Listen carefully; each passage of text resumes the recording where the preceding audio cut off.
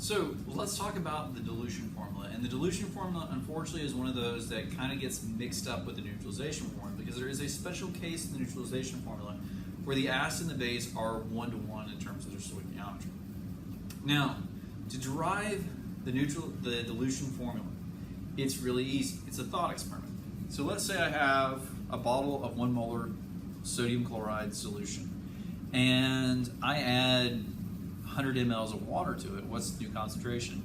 Well, the thing you should ask yourself is, do the moles of sodium chloride dissolved in solution change? And the answer, hopefully intuitively, is no.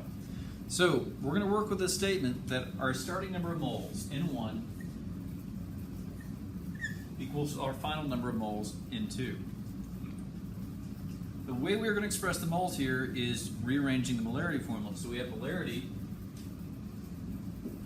times volume equals moles. So we're just going to make that substitution. So our starting number of moles is just the molarity to begin with, the volume to begin with. Our final is the molarity and that one. So this is the dilution formula. N1V1 equals N2V2. Now this is for molarity. It also works with any other types of units of concentration like ppm, whatever. Point here, and there are a few to be drawn here. First of all, it is arbitrary how you define 1 and 2. Typically we define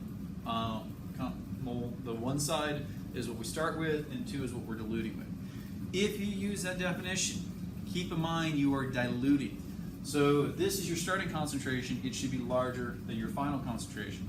Your starting volume, since you're diluting, should be smaller than your final volume.